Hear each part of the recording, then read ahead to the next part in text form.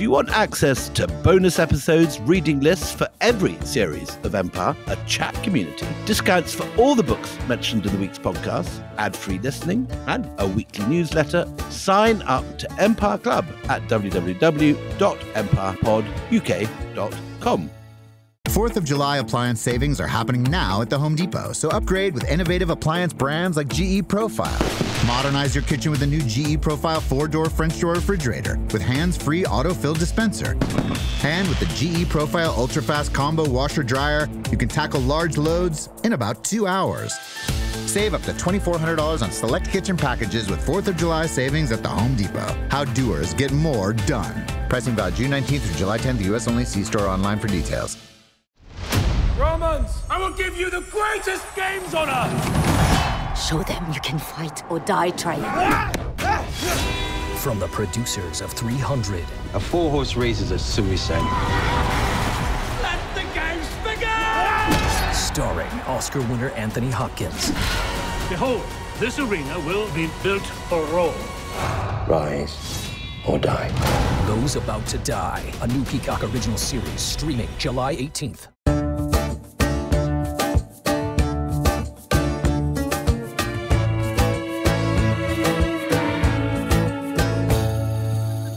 Hello and welcome to Empire with me, Anita Arnon. And me, William Trimble. I love this topic that we're going to be talking about. It's a very sad topic. It's very sad. I didn't know the story at all. Well, I mean, it's starring an extraordinary kick-ass woman who manages at once to be the first queen of Hawaii and the last monarch of Hawaii. So it's a tragic, tragic story, and it encompasses so much of what colonization is. Brought down, as ever, by money, by greed, and by Western rapacity in the story. And it's a very tragic tale. I mean, it's a story that we've become really very familiar with, which is, first of all, somebody will wash up on the shore and say, I have discovered a country.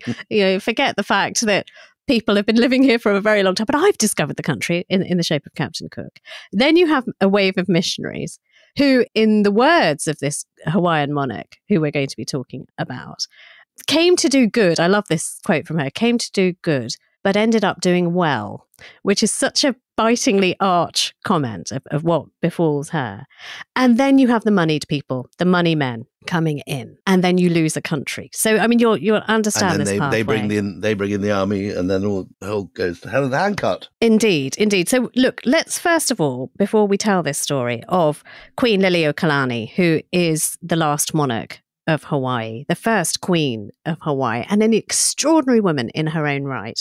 Let's talk a little bit about Hawaii. So, I mean, just first of all, William, tell us a little bit about the topography of the place and the geography and the location and everything else that we need to know. So, it's a long way from anywhere, is the first and most important point. It is in the central Pacific. It's 2,500 miles from San Francisco, but also 5,000 miles east of the Philippines, which means it's a very important base if you're trying to project power into that part of the world, which is why it ends up being the site of Pearl Harbor at the end of our story. And the most famous moment of its history is the moment it becomes the bridgehead for the Japanese attack on America.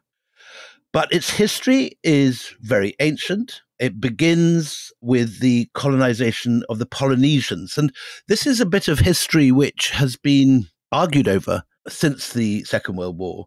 Can you remember, Anita, the whole story of the Kon-Tiki expedition? Yes, I do. Heyerdahl. Yeah, absolutely. These boats and navigators who navigated by the stars and were able to travel enormous distances. And he was trying to prove in 1947, by taking a balsa wood raft all the way from Peru, that the Polynesians came from Latin America. And he succeeded in taking his raft into Polynesia and ending up crashing it onto a coral reef.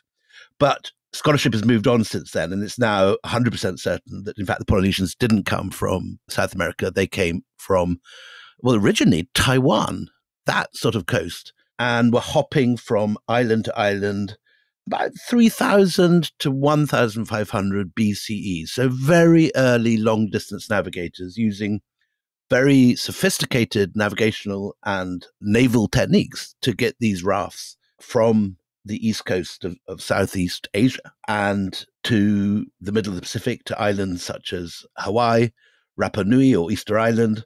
And the three corners formed by Easter Island, Hawaii and New Zealand are what they call the Polynesian Triangle. And that region shares similar language, culture, and traditions. And these early sailors colonize it from Southeast Asia and manage to live out their life in perfect isolation thereafter until Captain Cook turns up in 1778. Yeah, so Captain Cook, claiming to be the first European, although there is some debate about this because the Spanish say we were there first, he arrives in Hawaii. And, the first time it's a pretty cordial affair. It's a very cordial affair. They come out and they trade and... they swap things. There's a garlanding. It's entirely amicable. The second time, however, is not so friendly because Cook gets killed. He's murdered. A lot of his men are murdered. And not only does he get killed, he then gets skinned and stuffed, which is actually the Polynesian way with a chief. And so they're actually doing him an honour in death. But that isn't immediately apparent to his shipmates when this sort of skin turns up, wrapped in feathers, after he's been clubbed to death. But so, he's clubbed to death. His men flee. Some of the islanders also flee as well because there's just violence is unleashed and a bloodlet. Yes, the British start burning villages and cannonading coastal settlements, and you get the full usual horrors of advanced colonial weaponry being used against indigenous peoples who've got far more primitive weaponry. Right. And some of these people who are fleeing Hawaii at this time, they end up in America, in New England, most specifically. And one of these islanders, a young man, actually ends up sort of going to Yale and getting an education. And it is at Yale where he is surrounded by Christian missionaries and he adopts the Christian religion, where he says, you know what? If you do really care about saving souls, I know this place. It's an island called Hawaii.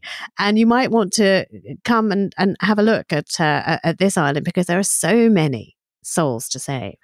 And it's after that, after his sort of pleas to come and save the souls of his countrymen, 14 missionaries from New England set sail.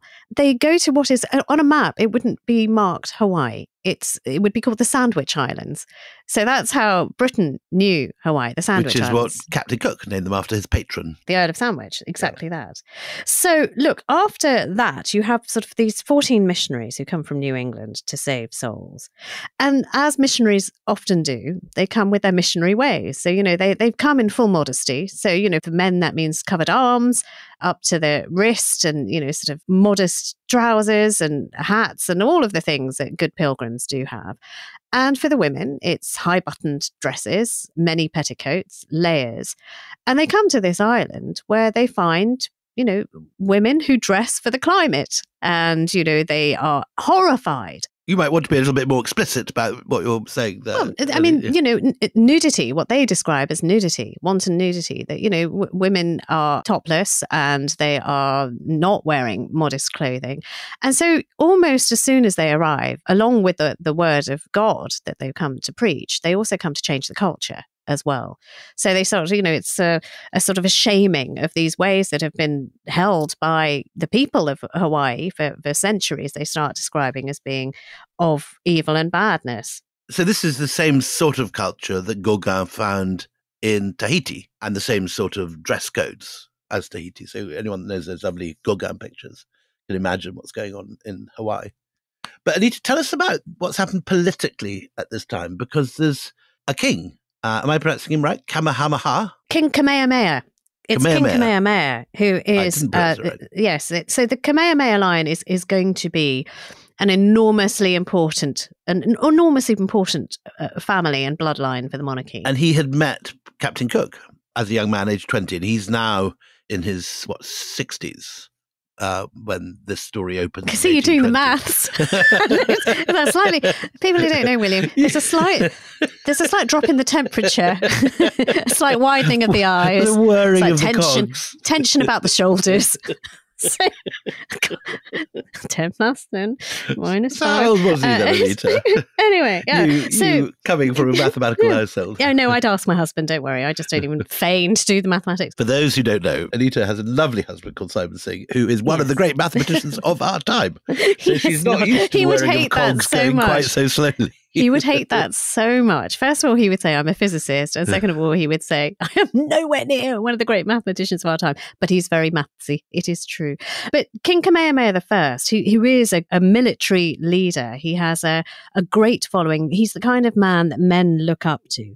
And so he unites all the Hawaiian Islands and becomes the king of a new Hawaii. And we should also say that there is an aspect of the story that will be the story of sort of Paradise Lost, that there is this beautiful island full of volcanoes and amazing tropical vegetation and waterfalls, which was ruled by this great dynasty and then falls before American capitalism. But we should say that the king himself actually conquered and united the islands by employing Western weaponry and guns and mercenaries. So it's a more complex story than the kind of romanticized sort of Avatar style story might lead one to believe. And also what's important about King Kamehameha, although he believes in this Hawaiian identity, his mother actually does really fall in the thrall of the missionaries. So this kind of sort of Presbyterian Christianity is also swirling around the very foundation of Hawaii. So anyway, Kamehameha is founding a dynasty that's going to remain in power for much of Hawaii's history. But he also, as you say, William, has used Western weaponry to gain this united Hawaii, which had never been united before. It was a very disparate group of islands. And we should also say that the scale of these islands, the whole of this enormous Polynesian island network, would fill the space from Florida to San Francisco. Yeah, and if you don't know Hawaii, it's highly volcanic. So there are, active volcanoes to this day, which are rumbling away. But getting back to sort of King Kamehameha's rule, so the 1820s, you're getting more and more links with America in particular.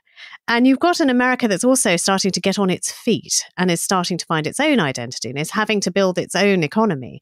And the way in which Americans are getting money into the country is to do exactly what the British did, which is plantations make money. Yeah. And they know plantations. I mean, the American founding fathers had plantations. So there is a long history and tradition and knowledge about, going to a place and planting on an industrial scale. And as I understand it, there are two sorts of plantations. There's the sugar plantations, which again has an American precedent, but something which Hawaii seems to specialize in is pineapples. Absolutely right. Yeah. Absolutely right. And that's going to be quite important because there is one name that is synonymous if you're in America with pineapples, and there's Dole pineapples, and that name Dole is going to figure in this story. So just put a pin in that. But sugar is absolutely the overwhelming money-making concern. And the notorious, while we're on it, the notorious Hawaiian pizza with pineapple on top, which appalls all good Neapolitans and Italians at the idea you could have anything like a pineapple in a pizza. I mean, I quite like a pineapple on a pizza. Are you allowed to say that? I've never actually had one. You have what? No, I like pineapples, but I haven't had a pineapple pizza. What? Listen, posh boy. You would order Essex, a pineapple pizza. We grew up on Hawaiian pizza. Pizza Hut special was Hawaiian pizza, and it was an all-you-could-eat salad bar. This is a very much tangential issue, I appreciate, but an all-you-could-eat a salad bar. And it was like the competitive Olympics of who could pile as high as possible, or the highest pile on the side plate. Us posh boys always went to Pizza Express and had the rocket option. Didn't exist then, darling. Pizza Hut was so exotic. It was a kind of a leap into the future from McDonald's. Anyway, so back to this. So Queen Lili'uokalani is born on the back of this sort of increasing trade with America, where, the sugar planters are coming in and they're saying, look, you know what, we'll definitely give you some of the wealth here, but you've got exactly the right rich soil. Look at you with your rich soil and your verdant lands. We could grow sugar here. And of course, you could get rich off the back of this as well. And so there is a sort of a treaty, it's a treaty of reciprocity in 1875 that is created. And very, very importantly, it also asks for a harbour so that these sugar planters can take the sugar that they're growing in Hawaii, take it to America, bring back men and goods back to this harbour. And it's at the mouth of the Pearl River. Want to guess what this harbour is going to be called? It couldn't be called Pearl Harbor, could it? You're not wrong. So Pearl Harbor is created as part of this. The other thing that's happening, which I think is important, is that at this point, it's not just pineapples and sugar going out. You've got lots of workers coming in to work this. Plus, as with the stories we've heard in North America, diseases brought by Europeans, including an incredible scourge of venereal diseases. But also smallpox, which is devastating. So when Cook lands on Hawaii, the population of Hawaii is 300,000 Hawaiians. 300,000, as much as that. 300,000. 75 years later, the population is 71,000.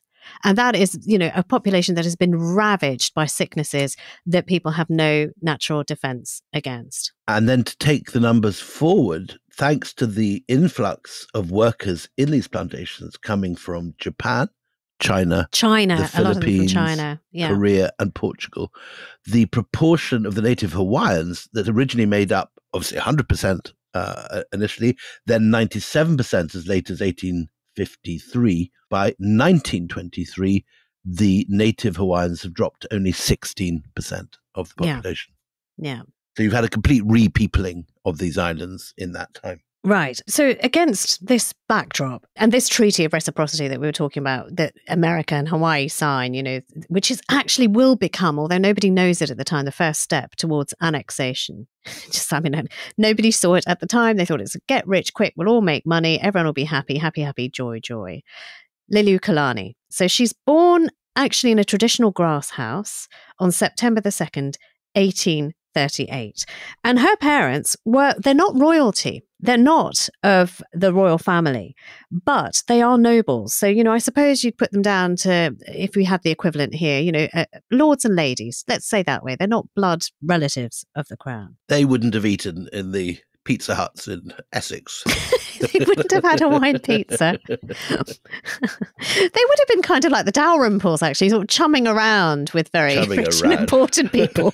Imagining themselves more rich and important than they actually were. Well, but, sort of, they were up there. And she's rather amazing, isn't she? She's your kind of girl. Oh, she's totally, but just before we get to why she's my kind of girl, I just want to give you a little more background about her, because even though she's born into this family, she's raised by another family. And there is a system in Hawaiian culture where it is just commonplace for a child to be given over to another family.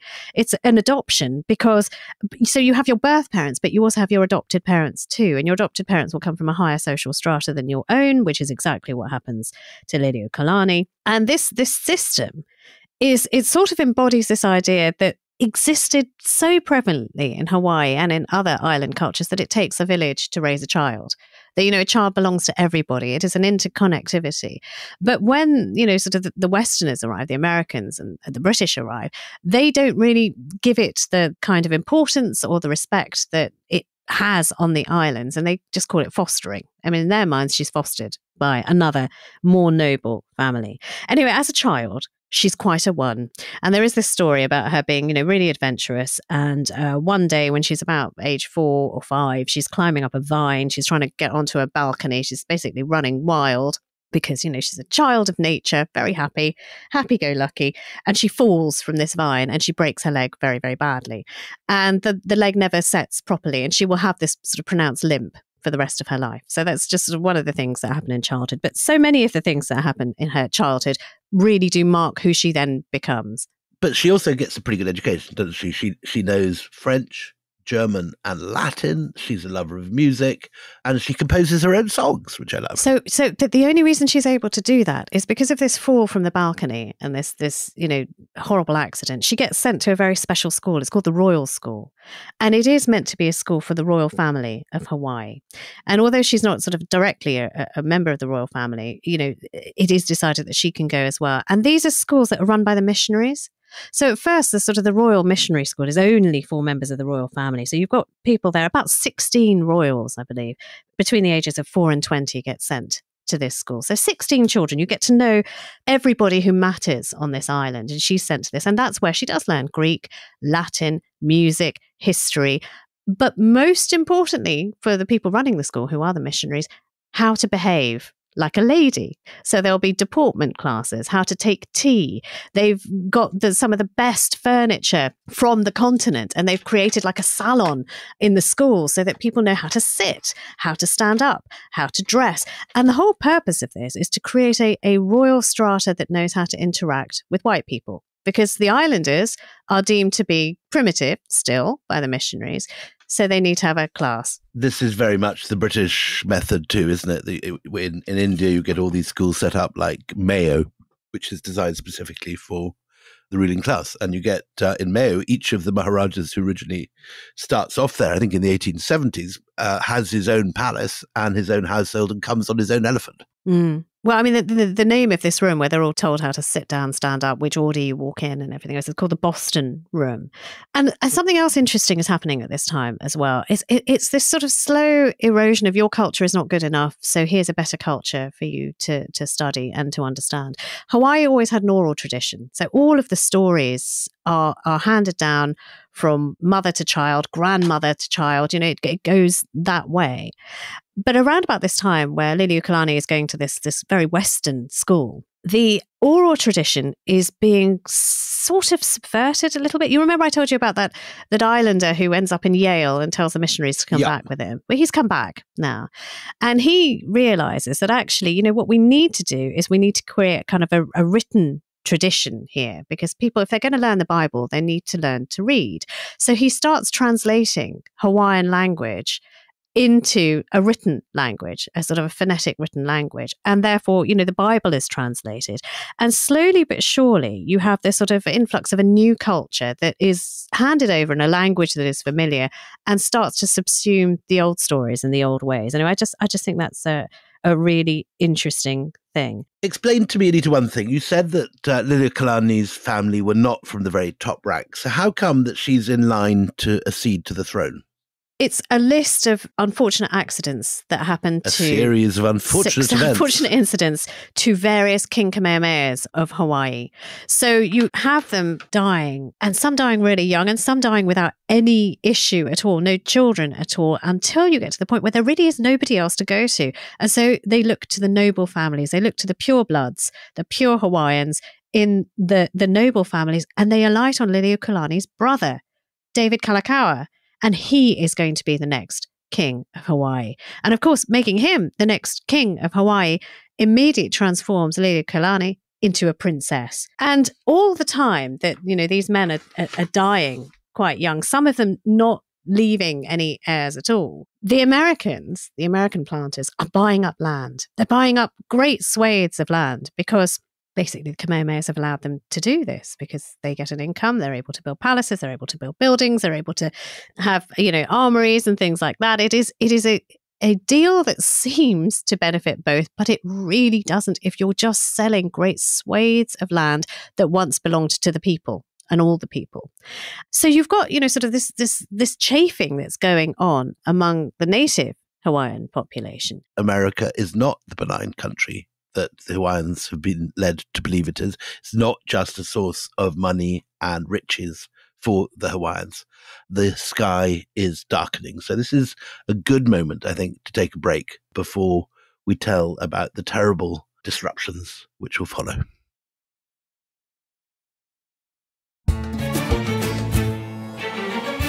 Welcome back. So just before the break, we have a reevaluation that is going in the country. And in the meantime, Lili'uokalani's adopted family, you know, they have died. They've left her with some wealth. And there's also a volcanic eruption that goes on, which people take to be a sign that actually the gods are not happy with this subjugation and giving away of land, Hawaiian land, to foreigners. In fact, is a very important part of Hawaiian culture, isn't it? The volcano gods are considered to be great bellwethers of the times, and there are specific temples dedicated to the volcano gods, and it is believed that there are specific ways of propitiating them. So when volcanoes go off and wreak havoc, that's a sign in this culture that things are awry. Visiting dignitaries that sort of arrive afterwards to look at what's left after the volcano and stuff, they meet Lili'uokalani and they write these things, you know, about what lovely manners she has, how the Hawaiian people are just like real people. as well. They're almost like real people. They're very shocked that they're not cannibals and not trying to eat them. I mean, there's all sorts of horrible stuff that's written about at the same time. And is Lili'uokalani, what's her status at this point now? I read somewhere that she was more educated than most of the women in America at that time. So she's very well thought of. She has that sort of bridging capability between Western culture and Hawaiian culture. She is funding a hospital, which still exists in Honolulu today, and doing good social work. She's a great social worker. She believes in education. She believes in the education of women and girls. So she's like an all-round good egg. Educated, good egg, civilized, according to, the Westerners, so deeply palatable. So in June 1887, there's a very important moment in her life when she is chosen to represent her brother as the official envoy to the Jubilee of Queen Victoria. And she goes off there, and while she's admired and looked up to the British royal family, she's also feels very much the outsider. She's struggling with the hierarchy. She is a dark-skinned woman in a white country at a time of great racism, and she is not happy. She writes in a letter at the time, "It's magnificent, but sometimes I get so tired of all that show." I went through some of the newspapers at the time because I'm a great lover of the British newspaper archive. I love newspapers. I start off all research for all books with it. And there's so much written about her, which is kind of just fascinated. She's not the queen at this time. She's just a princess. She's a princess. She's not a queen and an envoy. She's accompanying the king's wife, who is the proper and rightful monarch of Hawaii at this time. So, whenever there are banquets, the queen goes in first, and then it will be Lili'uokalani. But the problem is the queen of Hawaii can't speak English, hasn't got confidence, and doesn't know the manners. So Lili'uokalani becomes kind of the de facto envoy for Hawaii, because she has been brought up in this way, in this sort of bridging school. And the newspapers are fascinated with her. And they also start turning on each other. It's very funny. The Times writes about her a lot, but every single time they write about Lili'uokalani, they spell her name wrong. And there's a lovely newspaper from South Shields, which is just finding it hilarious how the Times is unable to cope with her name, and says at one point they might as well call her, as if she's from Ireland, Lily of Killarney. They just mangled her name so much. So she sees the Queen. Queen Victoria treats her with great respect, and she's described by some newspapers as the most educated woman in the Pacific, because she's able to converse, very impressive and she has woman. all this language. Very, very impressive woman. But while she is there, things are moving in a very dangerous direction in Hawaii. The king is being accused of incompetence and corruption by a secret organization called the Hawaiian League, who are very much the representatives of the American planter lobby. And the person who hosts the meeting, the kind of Lord Voldemort of this lobby, is a man called Sanford Dole. Who is a Hawaiian. He's Hawaiian born, actually, which is really interesting. He's Hawaiian born, but he's ethnically American. He's American, exactly. He says it about himself. He says, "I am of American blood, but Hawaiian milk." So, he very much identifies as a Hawaiian. And I've got a picture of him in front of me now. He is that sort of late Victorian gentleman with a very long, fluffy white beard and a suit, and he's holding a sort of contract in his hand. And he takes it upon himself to push Hawaii towards stripping the monarchy of their authority and integrating Hawaii more closely with the US. And he's not doing this in any democratic way or any gentle way. He's forming the Hawaiian League with its own military wing called the Honolulu Rifles. So this is a rough, tough, and autocratic organization. And in June 1887, they start arming themselves. And the king is very worried. What does he do, Anita? It's a bit late, because he's been cozying up to these people, and they've kind of wrong-footed him, and it's because they don't want anything to get in their way.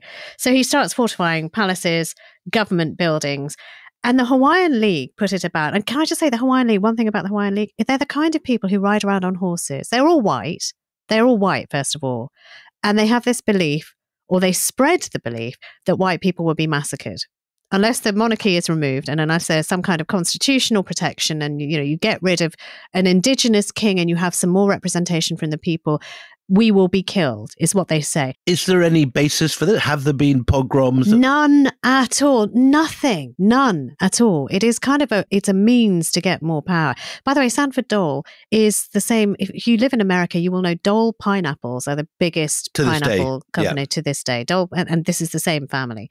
So the way the Hawaiian League behave in Hawaii is that these are white guys on horses carrying flaming torches through the streets. So it's a sort of Ku Kluxy Klan-y sort of thing. Klan-y kind of, yeah. And their identity is very much sort of white blood American descent. Even, Sanford Dole is quite unique because he's Hawaiian born, but there are lots of Americans in here. So they put it about that they're going to be massacred. And Anita, tell us what happens on the 30th of June, 1887.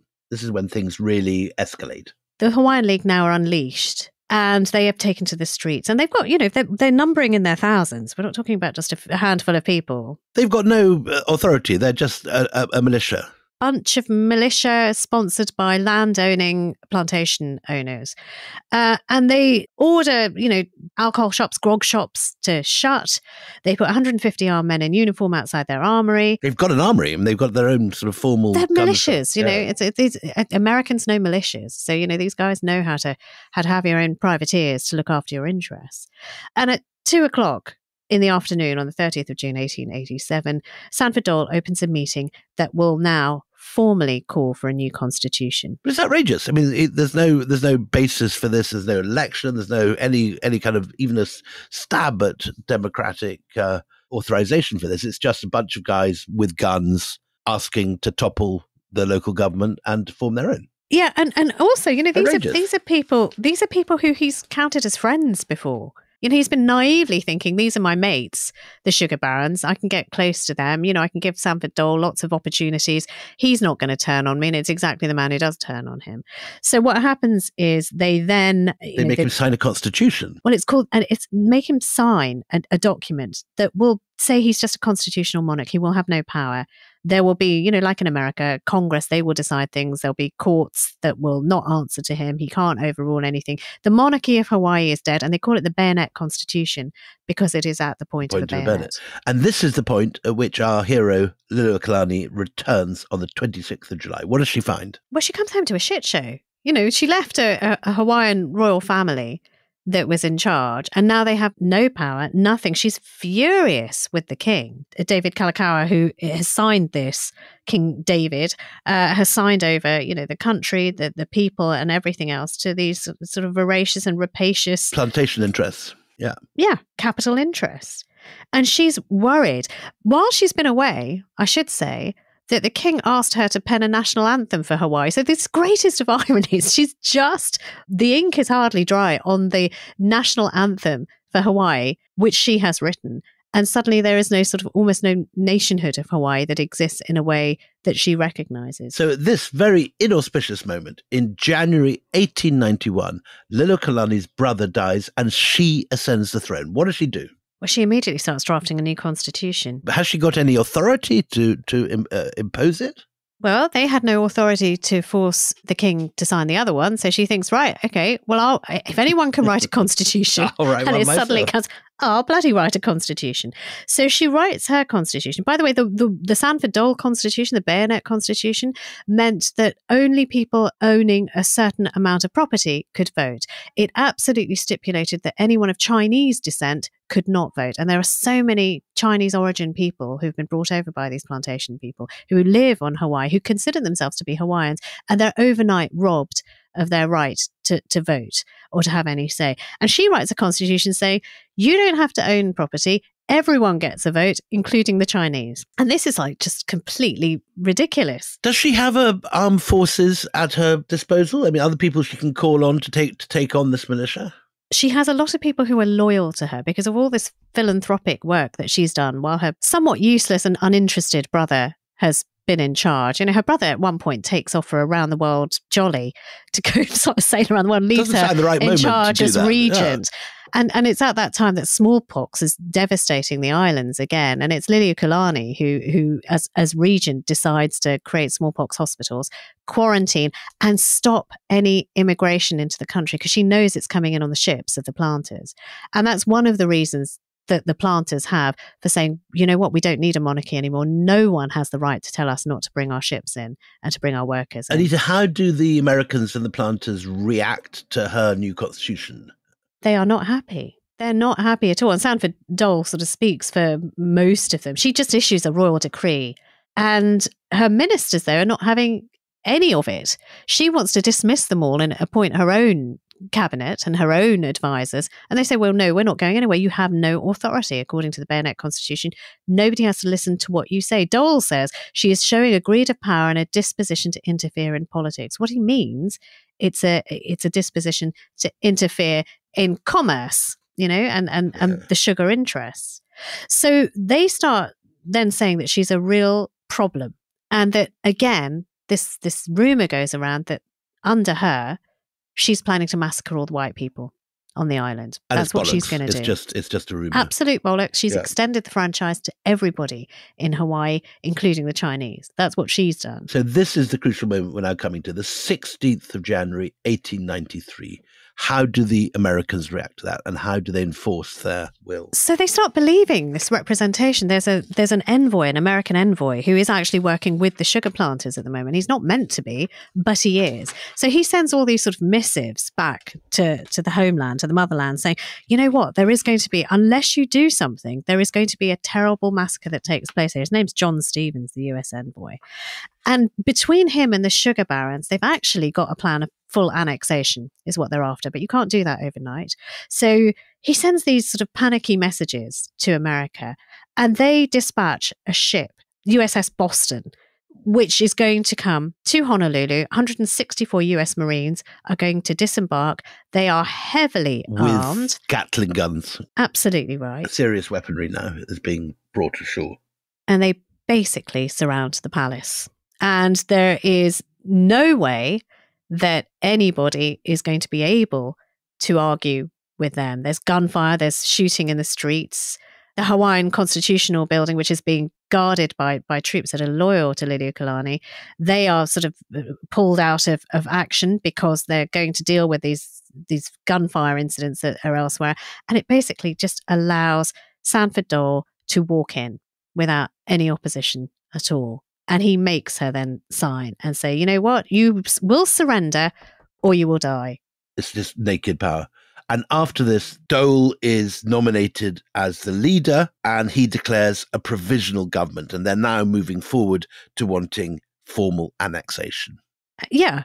Bizarrely, it wasn't something that Sanford Dole actually in the end sort of wants. The Hawaiian League want to execute Lili'uokalani, saying that she was a traitor and that she should have her head cut off, and so should all of her people. And they sentence her to 5 years of hard labor. And it's Sanford Dole who steps in because he has got some Hawaiian sensibility, and he knows that you don't do this to somebody of royal blood.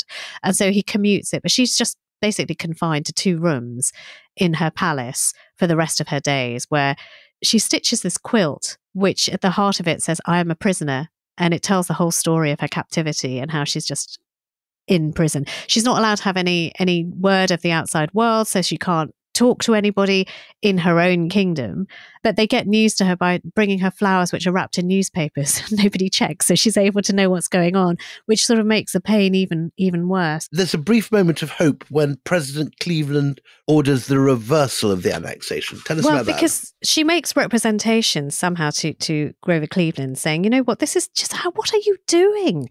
What has been done in America's name? This is not what America was built on. And then he sort of finds out what the hell these plants. They don't know what's been going on in America's name. They have no idea. They haven't sanctioned any of this. This is not a state-sanctioned activity. So they actually they call back this man Stevens. They dismiss the captain of the USS Boston, and they pull that warship back. But by then, it's all sort of eroded and gone to hell already. The reversal.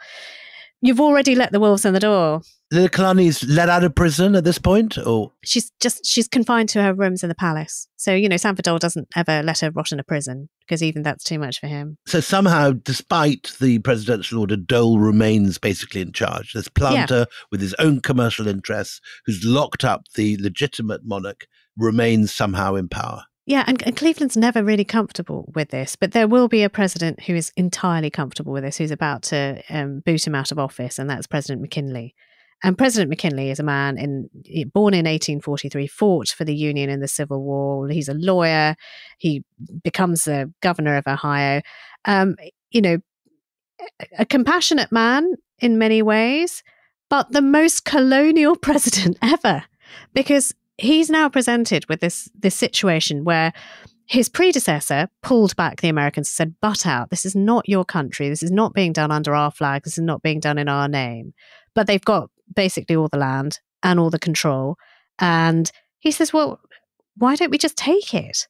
Why don't we just annex it? So this Hawaiian League plan that was set, sort of almost 20 years before, comes to fruition because they finally have a sympathetic president who says, you know what, good idea, let's annex it. And another factor in this, which affects this at this crucial moment, is in 1898, there is an outbreak of hostilities and then a full-blown war between Spain and the US. Now, we're going to be dealing with that in the next issue because it leads to the American seizure of the Philippines, among other islands and other territories. But it also affects Hawaii. This outbreak of the Spanish-US war leads to a massive wave of pro-imperial fever across America. And this makes it, again, more open to annexing Hawaii. Lili'uokalani, although she's abdicated, is still fighting for independence. But McKinley uses the opportunity of the Spanish-US war to formally annex Hawaii in July 1898. And he makes our Lord Voldemort figure, Sanford Dole, the very first governor. So now yes. Dole not only has his own authority and the authority of his cowboys and their guns, he has the US formally behind him, and it is an annexed territory. So while, Hawaii has lost everything that it was, Lili'uokalani also loses everything that she is, because it becomes law after she's sort of charged with treason. And she's locked up in this palace. Nobody can call her by her Hawaiian name anymore. Lili'uokalani, she's not allowed to be called that. She also had a Christian name when she was baptized, Lydia. And they refer to her as Lydia Dominus. That's it. That's her name, is Lydia Dominus. But she actually dies quite a tragic figure. November the 11th, 1917 is when she dies. So she's seen, the whole of her country. 20 years in 20 years, yeah. It's just nuts. You are, going to be queen after your brother dies. You're accepted as queen. You're loved by your people, but your entire country is taken out from under you. You're not even left with your name. You're imprisoned making a quilt. She writes an autobiography too, doesn't she, in prison? She does. Hawaii's Story by Hawaii's Queen. After Dole sort of pardons her, she ends up going to America where she has some headspace. She goes to Boston and she writes this autobiography. But she dies November the 11th, 1917. And one of the songs, we said she was a great musician. She played the organ. She conducted choirs. She, loved music, loved composing music. The most famous Hawaiian song that everybody will know and associates with Hawaii, you're the leis and you have the barbecues on the beach and you have that music playing. She wrote it. She wrote it when she adopted her first child, when she was in her, I think, late 40s. And she sees these two lovers embracing on a beach. And the lyrics are so beautiful that she writes to go with this music. You are beloved, but I will see you again. And on her funeral, all the Hawaiians turn out and they sing that song to her cortege as it goes past. You are beloved, but we will meet again. She's buried in the Royal Mausoleum. And can I just say that all of the arguments she made to America to say what you have done is wrong, what you have done is against justice, what you have done is against what America stands for. Do you know Bill Clinton offered an official apology when he became president? Really? I didn't know that. He offered an official apology for what had been done, the annexation of Hawaii. And this, of course, is not the last time that we'll see American fruit interests driving politics. As in 1950, famously, the United Fruit Company has a coup in Guatemala to protect its banana interests. And that is where the phrase Banana Republic comes from. So, but what a tragic story. It's just a bunch of planters with their own commercial interests overthrowing a legitimate indigenous monarchy for the sake of commercial power and their own enrichment. And taking everything from her, even her name, even her name. And it's not even a state by the time she dies. It's just a territory, a possession of the US at the mercy of these planter interests. And it's only on August the 21st, 1959, well after the First World War, that Hawaii is formally made the 50th state. And it becomes a place that's actually part of America with voting rights and so on. And it's an extraordinary and tragic tale. Yeah, yeah. Oh, well, I love her. Just look her up. She's an excellent character. She is still to this day beloved of Hawaiians. So, that for them, she's an embodiment of all that they've lost in sort of culture, territory, land, autonomy, all of that. And she is actually she's taught in America. All Americans know who she is as well. Lili'uokalani's story is very well known in America. And all our American listeners, feel free to tell me I'm wrong if I am. But I don't think I am. Anyway, that's it. Join us next week. We're going to be joined by Daniel Imovar, who's brilliant. He's going to be talking to us in the first of 2 episodes on the American colonization of the Philippines. He's going to take forward, we mentioned the 1898 outbreak of the Spanish-US war. Now we're going to go in detail into that, because this is the moment that we see the US really becoming a proper imperial power with its own colonies. Absolutely. And till then, that's all from us. People who are members of our Empire Club, they can hear the next episodes right now. If you want to join, you can do so. empirepoduk.com. That's empirepoduk.com. Till then, goodbye from me, Anita Anand. And goodbye from me, William Dalrymple.